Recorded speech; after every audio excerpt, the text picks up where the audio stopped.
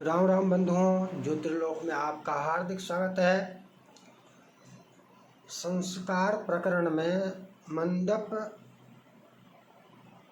निर्माण पूजन, मंडप स्थापन पूजन, ये भी एक महत्वपूर्ण अंग है और इसको भी समझना अपेक्षित है। इसको तो और गंभीरता से समझना आवश्यक है, क्योंकि मंडप निर्माण, मंडप स्थापन और पूजन, ये प्रकरण जो है विलुप्त तो है। बस निर्माण कर दिया, हो गया, बात खत्म, बना लिया, चढ़ा दिया।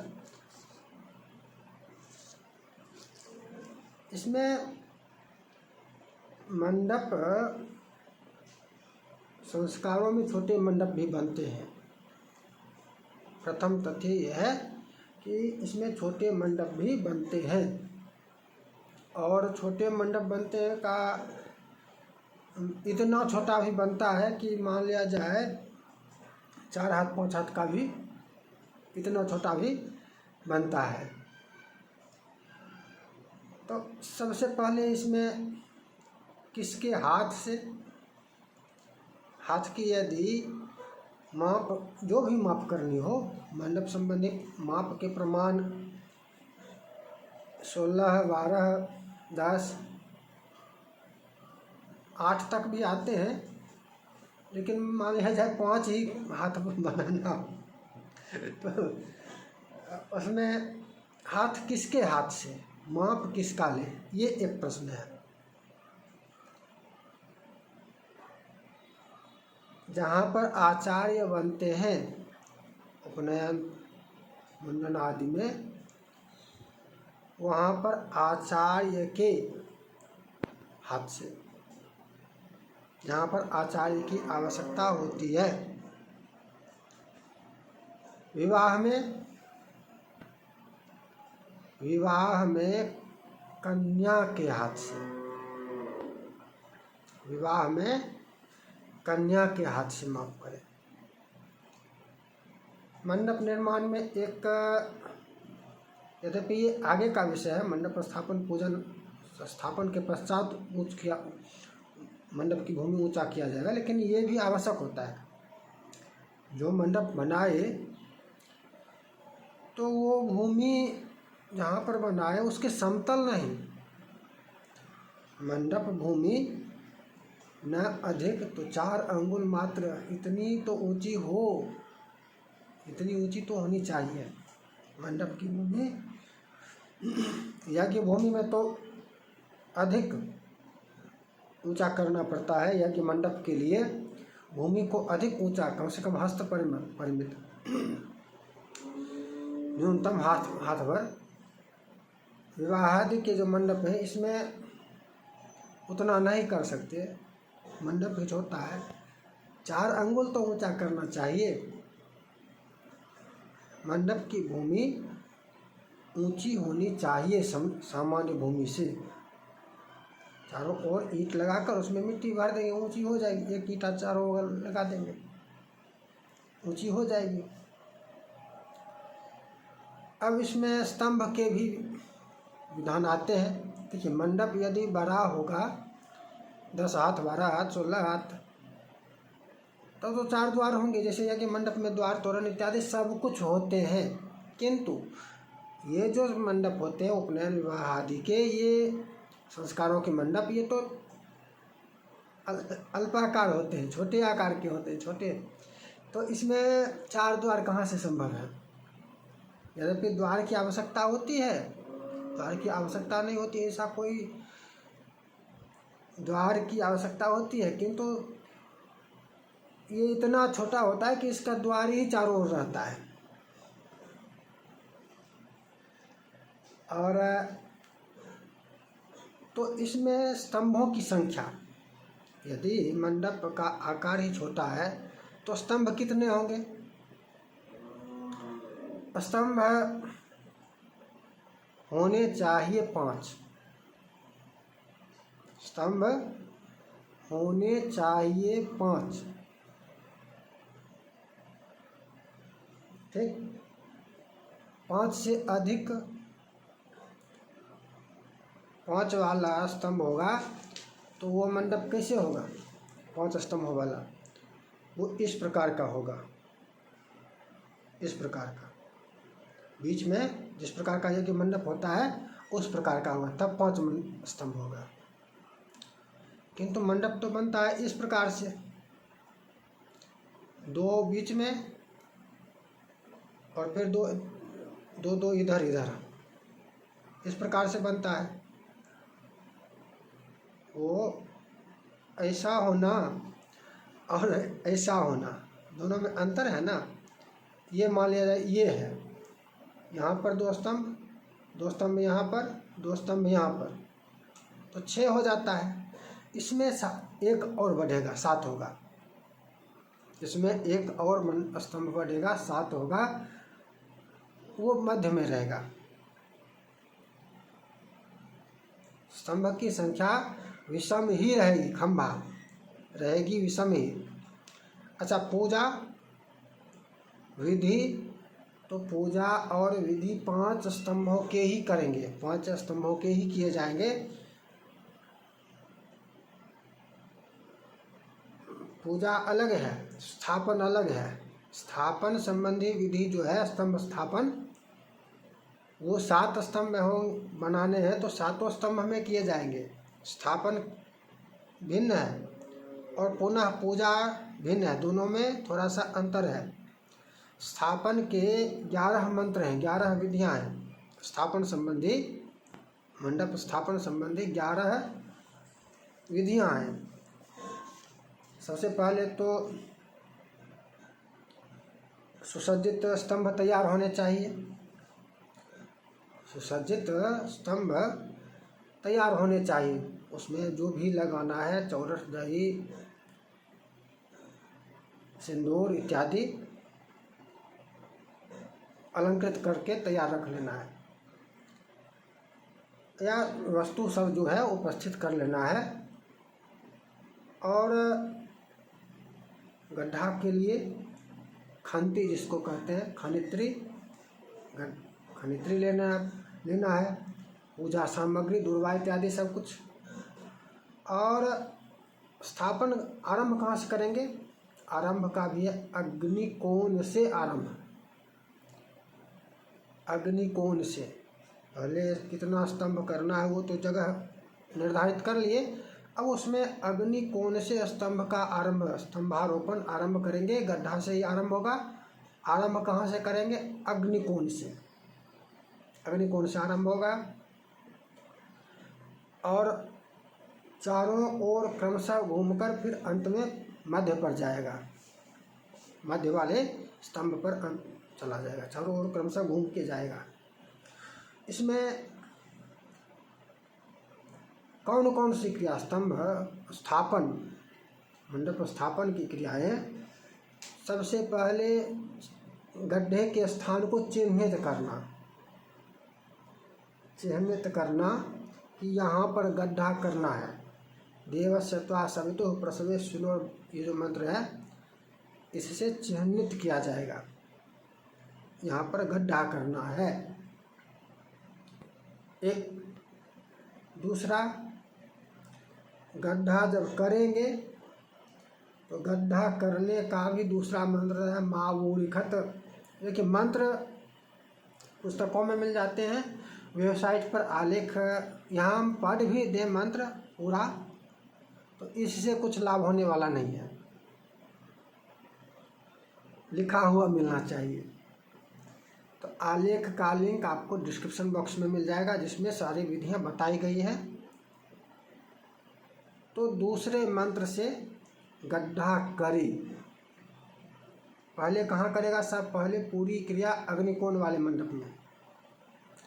अच्छा, एक बात और, गड्ढा कितना करना है, स्तंभ कितना नीचे जाएगा, ये पहले निर्धारित कर लेना चाहिए।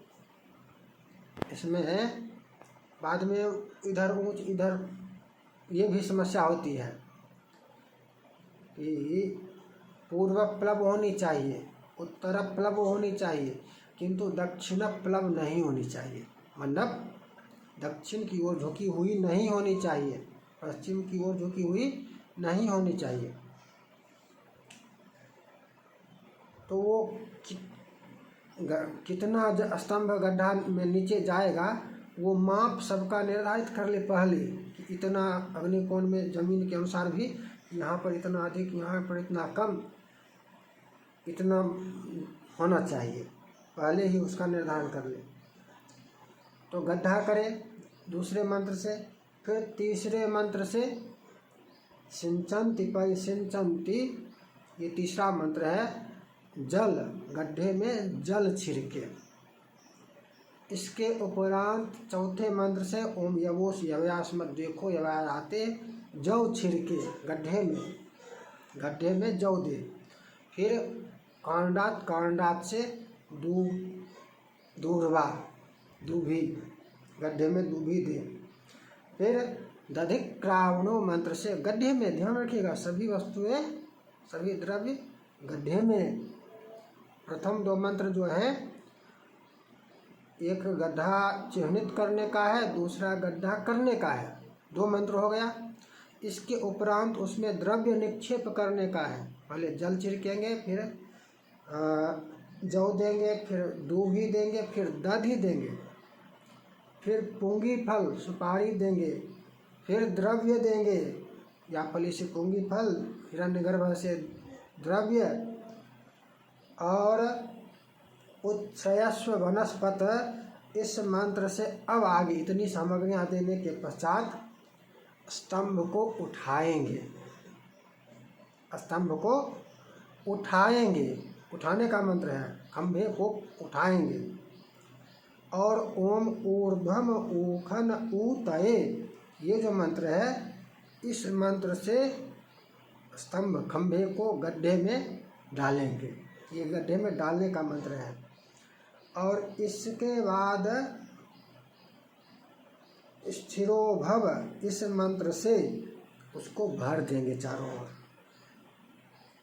उसके बाद स्थिरोभव मंत्र से चारों ओर भर देंगे मिट्टी इत्यादि। इस प्रकार से कर देंगे, या ये स्थिरोभव अंत में भी कर सकते हैं। पहले 10 स्तंभ गाड़ लिए और उसकी देख ली ऊंचाई कहाँ पर सही है, ऊपर से जो फिर देना होता है वो देकर,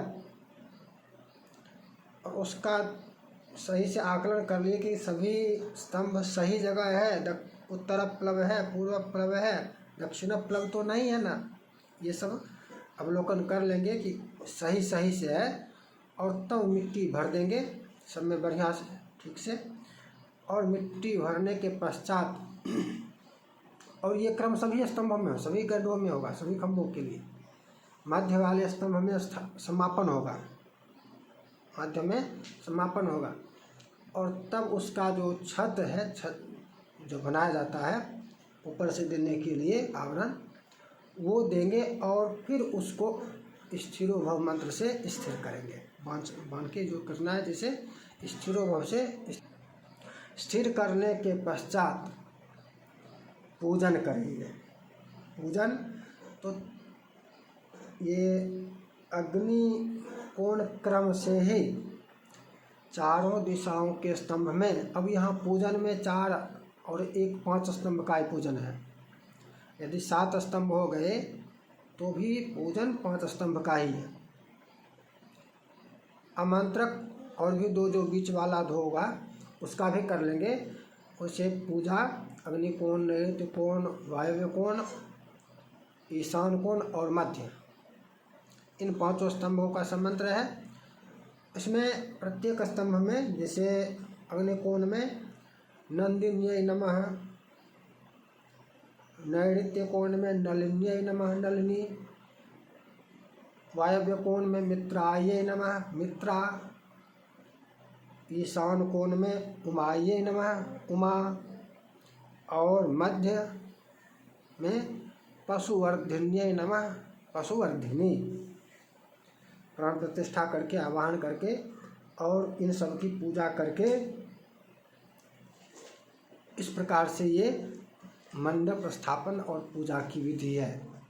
पूजा की ये मंडप स्थापन पूजा की ये विधि है। अच्छा, मंडप प्रकरण में विशेष करके संस्कार संबंधी मंडप प्रकरण में एक और विशेष चर्चा है।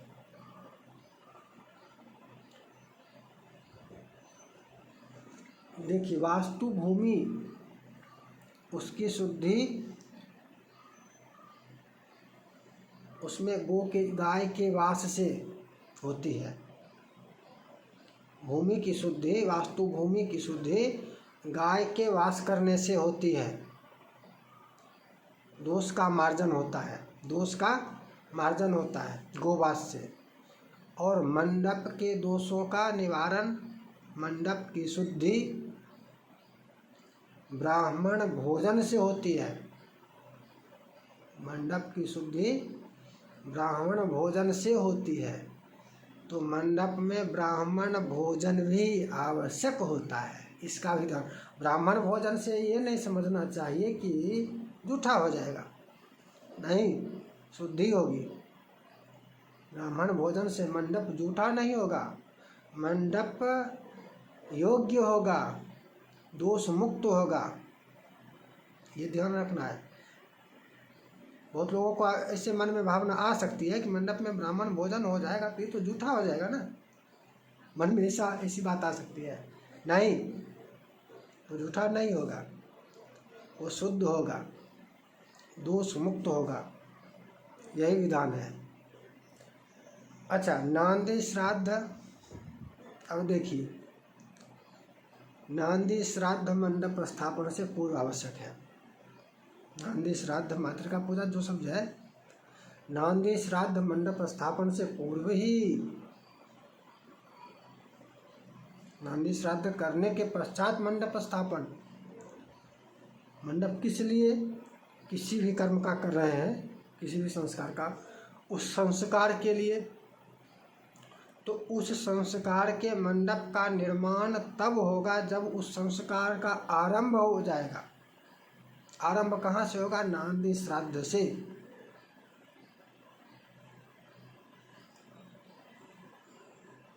इसी प्रकार से मंडप में भदवा का भी प्रकरण आता है। तो विवाह आदि संस्कारों के मंडप में ये पंचक मान्य नहीं है, पंचक दोष मान्य नहीं है। ये जिस दिन संस्कार है उस दिन भी हो सकता है। जिस दिन संस्कार है उसी दिन नांदी श्राद्ध, उसी दिन सभी विधियां, और उसी दिन मंडप निर्माण, उसी दिन, ऐसा भी हो सकता है। एक दिन पूर्व भी सब कुछ हो सकता है। अब मान लिया जाए रात में विवाह है, दिन में ही सारा सबकी सब विधियां करनी है, नांदी श्राद्ध से आरंभ करेंगे, मंडप स्थापन, सबकी सब विधियां, तो क्या होगा? मंडप स्थापन होगा या नहीं होगा? पंचक में विवाह है, होगा ना? ये मुक्त है। पंचक में विवाह आदि संस्कार होते हैं। संस्कारों में धनिष्ठा, शतभिषा, उत्तर भाद्र, रेवती, ये सभी नक्षत्र तो अच्छे हैं ना, इनमें संस्कार भी होते हैं। विशेष करके रेवती, उत्तर भाद्र, शतभिषा, धनिष्ठा बहुत जगह नहीं, शतभिषा तो पूर्ण रूप से धनिष्ठा को वैसे आधा ही लेते हैं। शतभिषा, उत्तर भाद्र, रेवती, ये 3 नक्षत्र तो पंचक के हैं, लेकिन सभी, लगभग सभी संस्कारों में प्रशस्त हैं। तो मंडप निर्माण में, संस्कार के जो मंडप है उसमें पंचक संबंधी बाधा व्यवधान मान्य नहीं है। तो इस प्रकार से ये मंडप संबंधी चर्चा आज की थी। और मंडप स्थापन पूजन संबंधी इस चर्चा को अधिक समझने के लिए आलेख का लिंक जो है, पुस्तकों में तो विधियाँ आपको मिल जाएंगी, लेकिन उसमें आपको समझना कठिन होगा। और आलेख यदि आप आलेख का अवलोकन करेंगे, वेबसाइट पर कर्मकांड-विधि.in पर है, वहाँ जाकर सर्च भी कर सकते हैं मंडप स्थापन पूजन। तो आलेख में आपको और अधिक समझ में आएगा। फिर मिलेंगे नई चर्चा के साथ। जय जय श्री राधे।